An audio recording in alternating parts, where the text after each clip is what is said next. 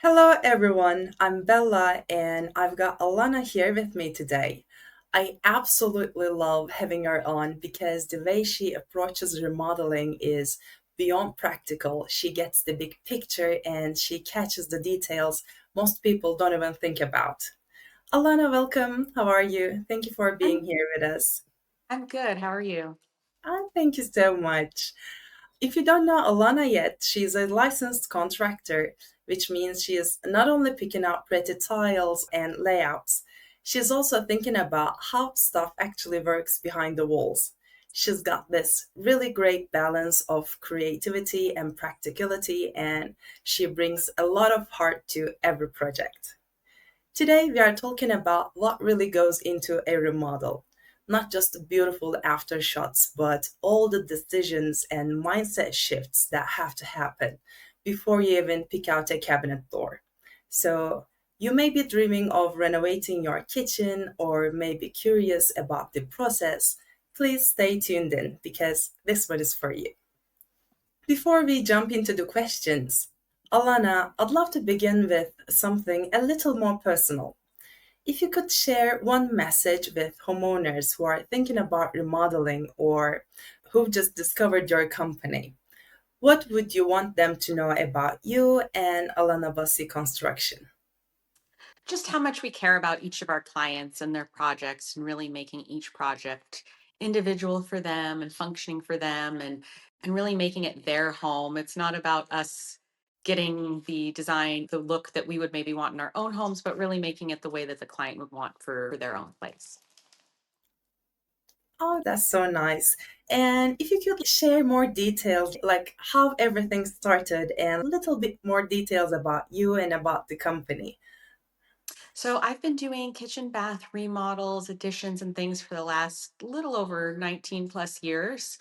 Started off working with an architecture construction firm way back in the day, and then ultimately ended up getting my contractor's license and now doing it from start to finish. Based here in Thousand Oaks, we try to really support our community and get out there, and that's pretty much it. Okay, great. Sounds great. Okay, well, let's dive into the questions. If we start from the foundation, here comes my first question. When a homeowner first reaches out to you about a remodel, what happens next? What's that initial conversation like? So typically, the first conversation is the client will go to our website, fill out our form, and then we'll contact you back and do a little phone call to figure out what you're looking for. Let's say it's a kitchen, so we're gonna get some general information. Are you looking to gut and replace? Do you want to move stuff around? Do you have a certain style? Is this something you're doing because you have? Is something falling apart or not working, or is it just something you guys have just wanted to do for a while? After that, we set up an appointment to come out to your home to see the space, and then we can do a little like survey and figure out, okay, so we're looking at taking this wall down. You want new cabinets, countertops, flooring morphs a lot of times into flooring throughout the house, other things. And we can give you a rough ballpark. Doing a project like this is looking between this and this based on the past projects we've done, and which you can see on our website and our Instagram and things like that.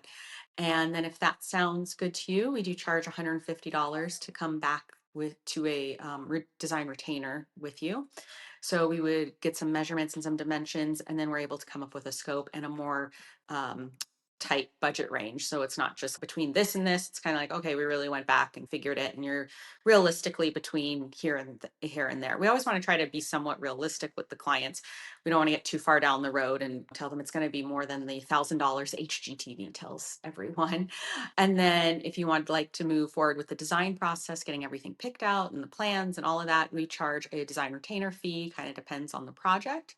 And half of that gets credited towards the cost of the construction. And then we start going through getting everything picked out. So we go through all the different floor plan options.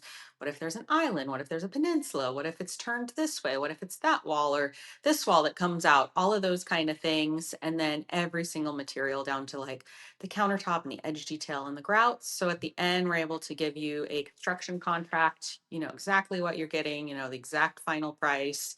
And then once that gets signed, then we're able to get everything ordered, get your permits pulled, and start your project. Oh, that's so great, and it was very informing. Thank you so much for that. Um, well, about my second question, I imagine people often say they want one thing but really mean something else. So, how do you get to the truth of what they actually need or want? So we always take a look at the space and see what they're lacking in the space. So some people might not say they're lacking storage, but if you start looking through like their cabinets and stuff, you see there's so much stuff it's like falling out when you open the cabinet doors. So you can learn a little bit about that. And then hearing from if there's two people involved, what both of them kind of envision the space. And then we use our expertise from doing this for so long to show them their vision and then what we think they actually need. One recently, they didn't really mention not having a bathtub, but they never used it. They wish they had bigger shower. They wish they had more storage. And all of that was able to be achieved by removing the bathtub and giving them the more storage that they truly needed and the larger shower without having to go through a full addition and just being able to stay within the existing footprint. Oh, got it. So it's all about professionalism. Okay, thank you. And okay, what are some of the biggest misconceptions people usually have before you even get to the design phase? I would say it's sometimes the timeline. A lot of times people watch things on TV and it looks like, oh, it only took a weekend or a day. And it does take a little bit longer. And lead times on items, things aren't in stock. They're definitely better than they used to be, but it's not everything. It's better to wait for the item you want than just get the item in stock. And there's less items that are in stock. So I think it would be sometimes that's something people don't realize is if they really want what they want, they're going to probably have to wait a couple weeks to get that item in. Okay, and as secondary, what would you say? I would say the other misconception is what needs a permit or what doesn't need a permit. It's Ah, always I talked to somebody and they said I could do this addition off the back of my house without a permit, or I could take down this wall, or I can do this electrical or this plumbing, and I don't need it. And you really do need it. You can call your own building and safety, which is either sometimes your town or your county, depending on where you're located. And pretty much any kitchen remodel, bathroom remodel is going to need multiple permits, is going to need electrical, plumbing, mechanical, building, all of that good stuff to just make sure it's all done legally. Just because your neighbor did it not that way, that doesn't make it legal, or just because the guy that's works out of the back of his truck and has no license says it's okay, doesn't actually change the law in your area. oh yeah, yeah, yeah, that's right. And it would cause like so many problems when you want to sell it or Yeah. yeah, okay. Okay, thank you. And let's talk a little bit about the planning and design phase. Let's say they're in and they say yes. Then what happens? What are the real steps in what order to take a project from an idea to something that's construction ready? So the first step is always measuring up the existing space so that we have a detailed floor plan. Then we go into the floor plan options. So A, B, C. Nobody ever just picks one. They always pick a combination. So it might be the island from A and the L portion from B, and so on and so forth. Then we're going to detail out all the elevations. What are all the storage things? It could be storage in a bathroom, storage in a kitchen, tiles, how it's all going to go, all the pieces and parts are going to go together. And then we're going to go shopping for those pieces and parts. So we need to figure out what tiles, slabs, cabinets, flooring, baseboard, grout, tile, every single thing that's going into the process. So we can get everything picked out. So at the end, we're able to get you a contract. Everything's listed. It's not just a white subway tile or a travertine tile. It's exactly a Durango tumbled travertine in a certain size, or it's exactly a porcelain XYZ kind of tile, so that all the details can be figured out so we can order everything. And once we start your project, there's no surprises or no, oh, I wasn't expecting that, or I didn't know I was getting that shade of blue cabinets. I thought I was getting this shade, and all of that kind of stuff. So, really having all the samples and everything picked out. So, when we are under construction, we do have quite a few clients that just leave and travel and all sorts of stuff. And we're able to just get everything done. And there's not really anything that we need to ask during the process. And that also means everything can be there when we start because it's not like we didn't pick this or we waited to pick that. Okay, thank you. And what about the challenges? Where do you tend to see the biggest surprises or delays? Is it permits, or pick and finishes, or maybe budget shifts? Some of our biggest challenges are right now our permits can be challenging because we used to be able to get everything over the counter and we'd be there for about 20 minutes and in and out and we have your permits. And so it was very quick and easy. Um, but now everything has to be submitted online, which is supposed to be more efficient, but does take a little bit longer. So something you used to get in 20 minutes, 30 minutes over the counter is now a week or two of submitting it online, them to review it, you to get it back, process the payment, get the permit. So it does take a little bit longer than expected. So we do try to go after the permit pretty soon after you sign a construction contract. So as we are waiting for those items to come in for the project, we can also be having the permits going at the same time. The other thing that can be a little challenging right now is we're still not back to everything in stock as much as it was maybe 5 years ago. So making sure everything gets ordered in the beginning so that we can get everything in before we start. A lot of things that are selected, even if you say, oh, I want something simple, just because it's simple doesn't mean it's going to be in stock. Or just because you say, I want a cost effective faucet or sink or anything means it's going to be in stock. To get what you want is typically going to take a couple weeks or even a couple months to get an item in. So we make you really aware of what you're selecting and what how long that's going to take. And that means if you're getting these appliances, we're not starting till this many months out versus if you do those appliances, it's a little bit more available and we're able to start. So those are probably the two things right now that are a little more challenging than maybe they used to be 5 years ago. Okay, okay, got it, got it. And I'm curious, have you ever had a situation where you had to totally rework the design, or maybe not totally, but rework the design after seeing the home in person, or maybe after those kind of challenges? So sometimes we come up with the design of what we want and what we're hoping to achieve and those kind of items. And once we have our engineer come out and a couple holes get cut in a wall and something like that, it can still be done, but then there's going to be maybe a different cost associated with it. So at that time, it's like, you really had your heart set on a 6 foot wide opening. But if we do 5.5 feet, it's going to be a lot more cost effective. If you want 6 feet, all of a sudden, maybe it's footings and different framing and all sorts of stuff that kind of makes it a little bit more involved than if we can keep that opening down or things of that nature. So those are the times that then we might rework something. So maybe the 5.5 foot opening we stay with, but we shrink up the island to give a little more room in the kitchen, or the seating gets moved to the other side, or things of that nature. So we do try to plan for as much as we can before we start construction, and that is why sometimes there's holes cut. We try to pull existing plans, locating framing, getting the engineers involved. All of those kind of things, so that if we do need to tweak stuff, we can tweak it more in the design process than trying to tweak it while you're under construction. Mm-hmm. Okay, okay, yeah, thank you. Okay, now the next phase. We are into it, a demo is done, things are rolling.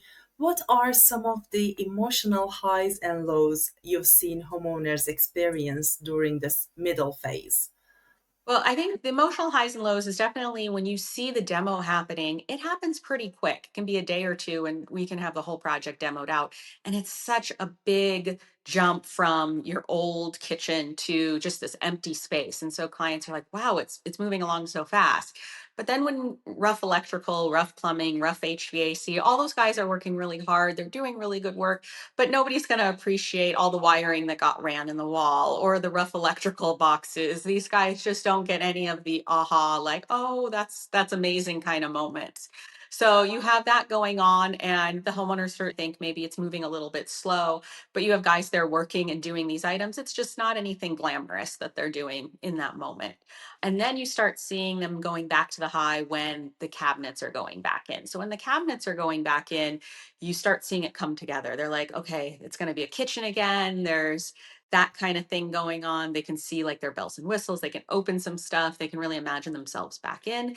And then they have to wait a little for fabrication of maybe countertops or other little details, or all the trim going in for the cabinets. So you see all these cabinet boxes going in quick, and then see like a day or two of just trim work happening. So it's just not as impactful as the cabinet boxes. And then after more and a few more things happen, then all of a sudden it's almost done and they can start seeing themselves cooking in it, or they've tried using the range or the oven, or they've microwaved something, or some stuff's gone back into the cabinet. And then that final moment when they're told, okay, it's ready, you can start reloading everything, is definitely the moment that they're like, okay, it's then that's the high point. And then after that, it tends to be the higher point after that is when they either host the party or they cook and they're really glad that they went with that wolf range or something along that line. And you kind of get the phone call or the text message of, wow, I actually served 40 people and they weren't all stuck in the kitchen. And I was able to make all the food and all of those kind of things that maybe their old kitchen didn't achieve, or whatever the project is. Oh, that's so nice. That's so nice. And the journey from the beginning and the final phase, it's full of, it's all about ups and downs emotionally, because seeing Mhm. your old kitchen or old place in the demo phase demolished, I'm sure it's sad. And but when it comes to the final stage, you have your guests on and everything is great and you love your new kitchen. That must be a great feeling. Yeah. And then sometimes too, if they've been in the house for a while or there's something special, if we can pop it out and save it so they have a little bit of their old project. We just did that recently with some tile that had some horses on it from the daughter's bathroom that was special and that was there as she was growing up. And so when we went to redo the bathroom, we were able to pop off a few of those. And so now those get to sit on the counter proudly as a little momentum of kind of what that bathroom went through and how it grew up, and now it's changed, but a little bit of that childhood is still left there. Oh, good, good, very good. Okay, and here comes the next question. How do you support your clients when unexpected things pop up, like mold, like plumbing surprises, or structural issues? We have experts that we've worked with so much over the years that if anything does come up, we can handle those issues. So if we open up a wall and we do find any sort of mold or anything like that, we have a couple great remediation companies that we get involved and they can get those items of mold removed. So we don't have to worry about that for us as we're working in the project, or the clients need to worry about that. If we do open any walls and we see anything that's a structural issue, maybe the builder cut something they weren't supposed to cut, or a beam doesn't have a hold down it's supposed to have, or something like that, we're able to go ahead and fix those items as we're going through. So we make the clients aware of these things when they do come up, but we don't scare them, make them bigger than they are. A lot of times they're pretty simple fixes. It's not like nobody's ever not had mold in their home, or nobody's ever had an extra plate that needs to get put on, or a beam that needs something, or termite damage or something like that. It's all things we've dealt with before. So it's just how do we deal with it as effectively and efficiently as possible so that we can get back on track with our project. So if that's having a termite treatment as where everything's open, and rescheduling the drywaller to maybe come a week or two or a week later so that we can get our termite treatment, or a couple days later, and just really taking care of all of those issues and not creating a panic for the client, because it's, you think it's, oh, I found this or that, and it's just not that big of a deal in the grand scheme of things. We're able to just handle it and move forward. It's not too much of a problem. Yeah, yeah, totally get it. If that is not something that huge, there's no need to panic homeowners out. Okay. And could you please share with us what is the most dramatic surprise you've ever found behind a wall? Oh, I would say probably one of the most dramatic things was there was a very large structural beam that supports upstairs. And whoever built the house, when they put in the big HVAC lines, decided to cut a very, very large hole through a structural beam, which you can't take the amount of beam that they cut through. And so that was probably the most unique one, I would say, that we found, that really did have to be dealt with in the moment, because it really could have caused some major issues later on. You can't take a very large beam and cut 75% of it out to run a piece of ductwork. You got to kind of keep those structural beams intact for the most part, or yeah. you can only cut so much, not to that degree. So we did have to take care of that and brought it to the homeowner's attention and did make sure no one went upstairs for that time while that got handled. So that was one of the more unique ones. We found little mold here, little things here or there. Sometimes you find like no insulation or other little things, but nothing too catastrophic overall. Some termite damage. We found one house that did have quite a bit of termite damage, but that's it. It's nothing. And then we found some cool little things like maybe old newspapers in the walls or old cups or something that's maybe, 70, 80 years old or something like that. So Yeah, but the first one, it sounds like that must be hard to go through.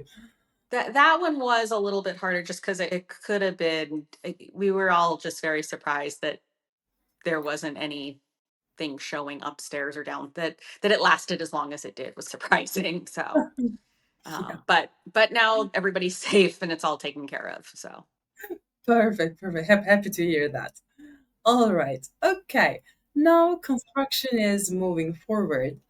What does a typical week look like during the thick of construction? What's happening behind the scenes that most clients don't even realize? So during kind of the week, it depends on the week to what's going on.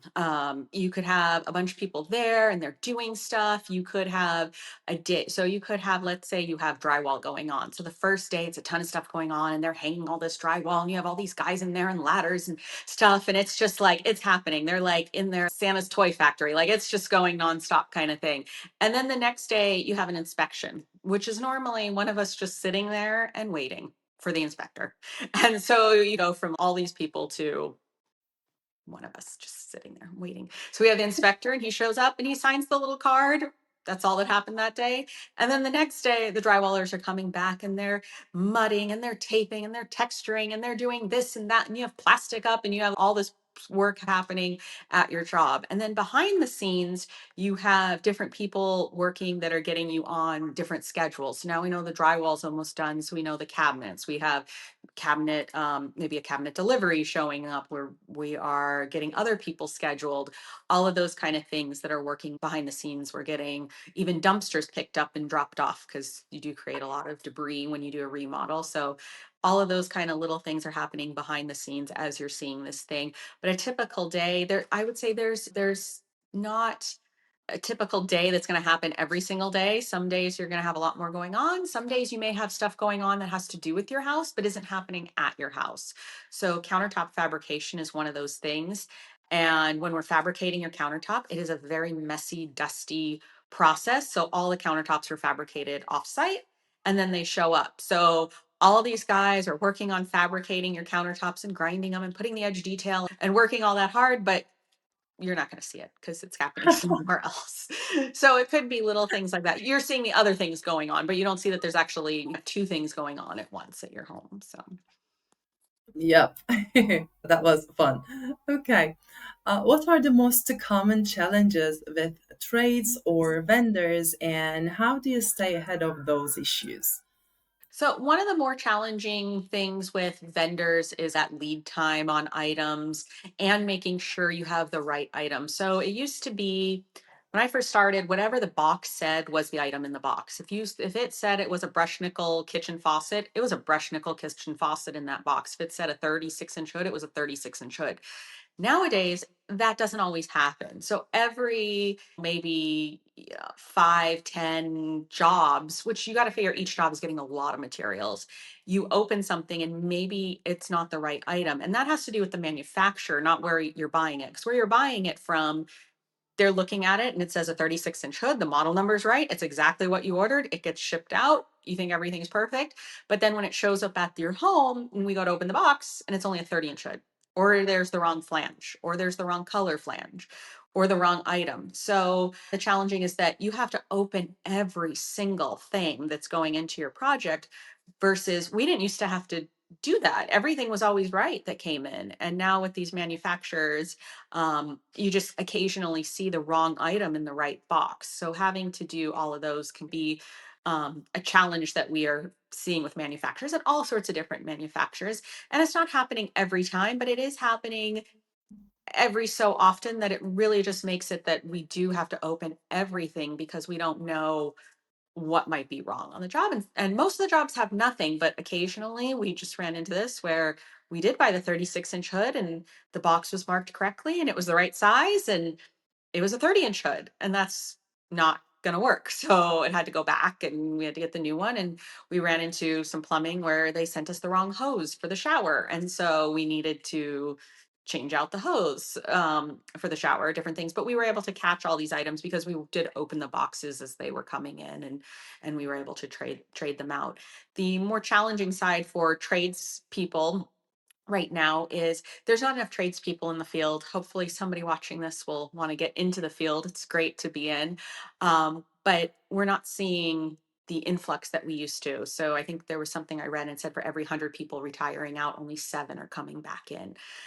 So the industry needs to get bumped up. So it just means that scheduling is really important because you can't wait till you are ready to install plumbing to call the plumber. You got to let the plumber know you're 4 weeks out, you're 3 weeks out, you're 2 weeks out, you're 1 week out, you're a day out kind of thing, so that you can make sure that he's available because there's not going to be 10,000 plumbers or 10,000 drywallers or all of that. I remember when I first started, it was so many tradespeople and you just had that option, and now it's more limited, and especially we only want to deal with certain people that really know what they're doing and do a really good job. So you just don't want to hire anybody off the street to fabricate your slab or install your tile or do your drywall work or something like that. So to get the good people, because they're busy, because everybody's busy in the industry, the scheduling portion is just really important. And I think sometimes people just don't realize that until you come across someone that's, oh, it took me a couple days to find someone just to install a toilet or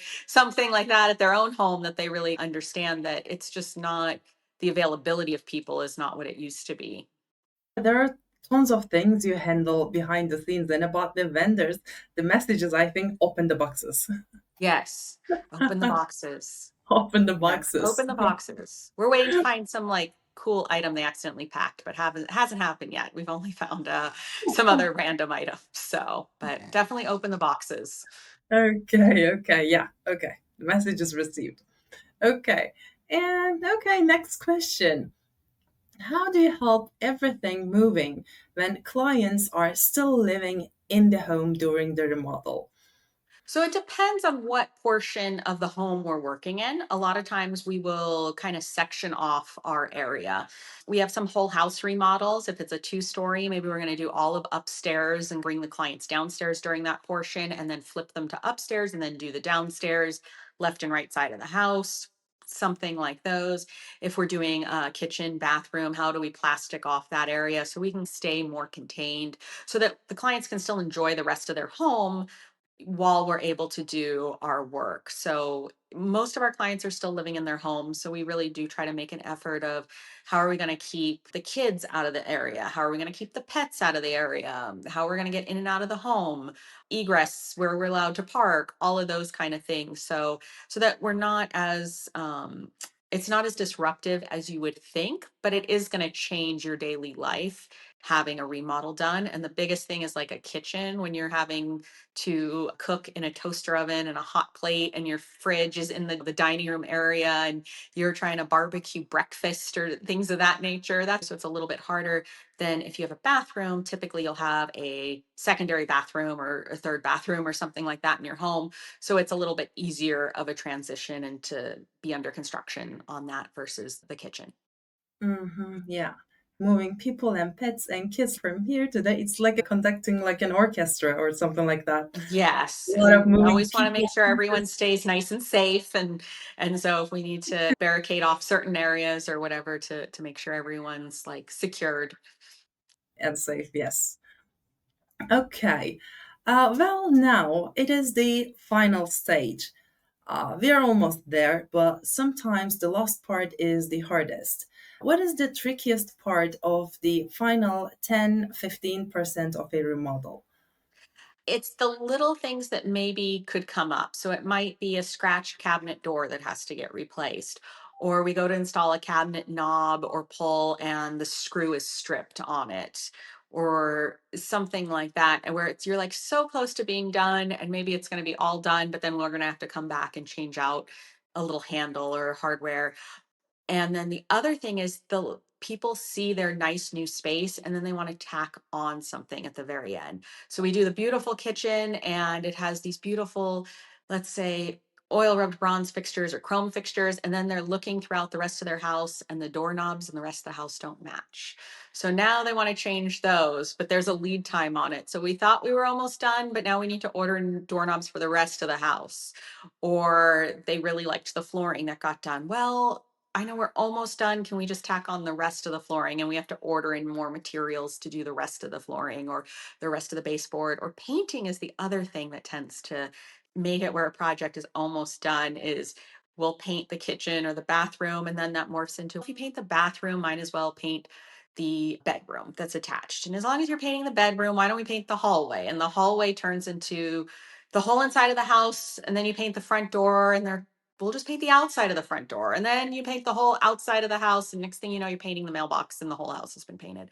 And so those are the little things where we're just almost done and we could be done in a week, but now you want the whole house painted, so we're going to add some time onto that and we're not going to be done in that week because now we got to paint the whole inside and outside of the house. So thinking what you might want to add to the scope in the beginning is good, but we also understand our clients get very excited when they see kind of this beautiful space and they want the rest of the home to maybe get a little more beautiful, and so they do tack on kind of these little items and we're more than happy to do them.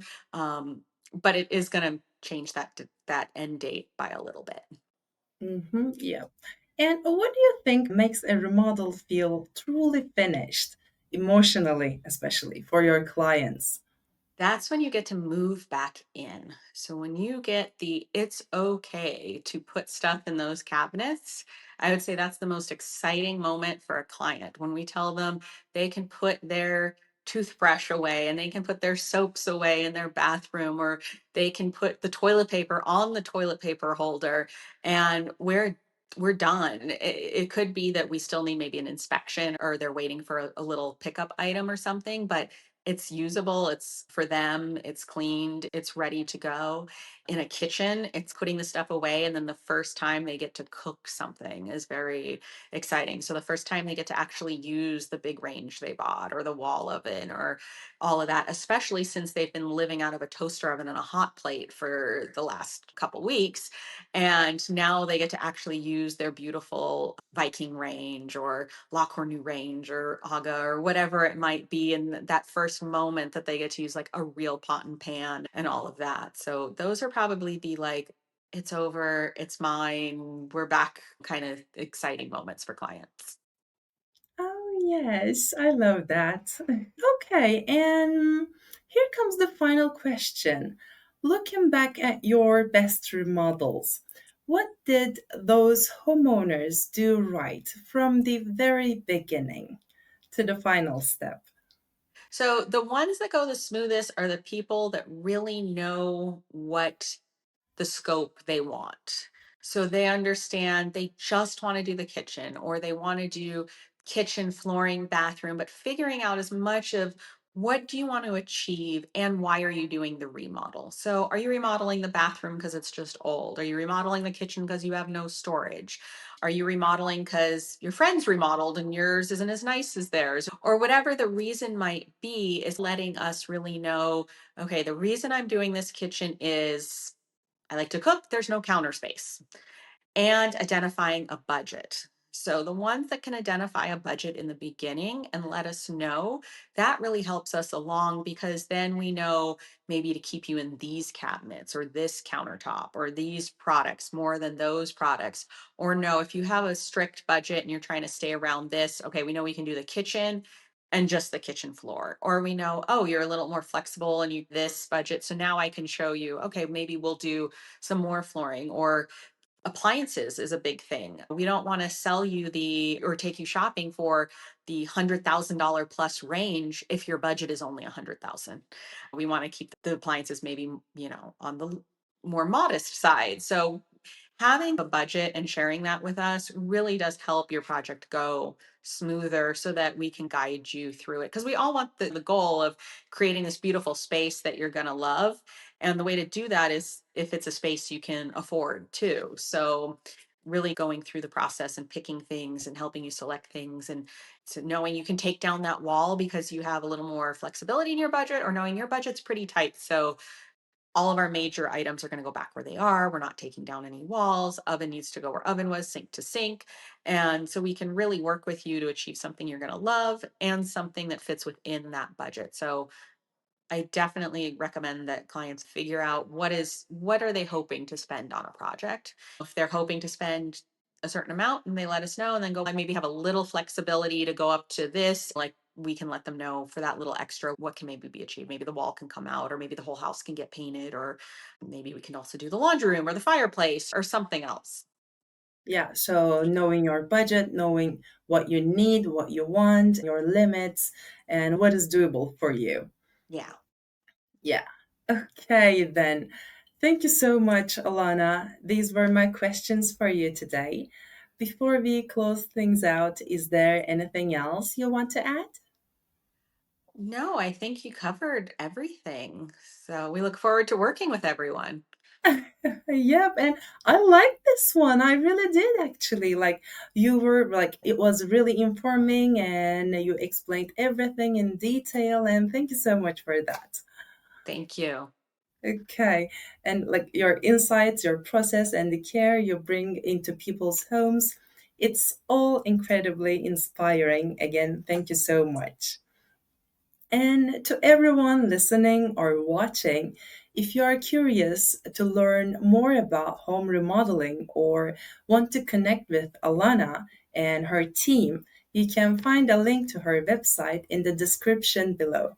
Thank you so much for spending time with us. We'll see you next time.